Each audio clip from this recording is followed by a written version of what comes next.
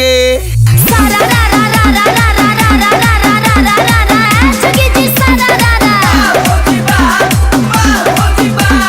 होली का मजा उठा लीजिए, होली का मजा उठा लीजिए, अब भौजी संगे वीडियो बना लीजिए।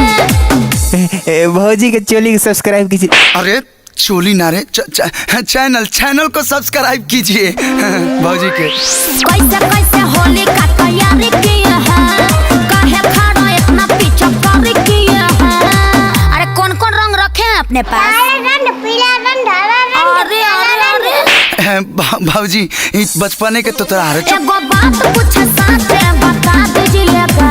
क्या बोलिए भौजी? चेहरे पे तो होली का उमंग है, क्या आपके पिचकारी में रंग है? पूछ रही हैं कि कूच रही हैं? अरे भीतर का मीडिया जाग गया था हमारा। तो सुनिए, रंग इतना है कि नहा लीजिएगा, जौन बची तो नैहर भेजा दीजिएगा।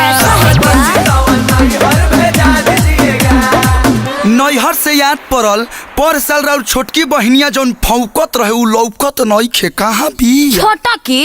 अरे हे देखा बिया, अरे छटकी रे हेने आओ। अरे कोल्ड ड्रिंक में पिए वाला मजा लागतारी, कोल्ड ड्रिंक में पिए वाला मजा लागतारी, आ मूड बनल बा पर साल से ताजा लागतारी।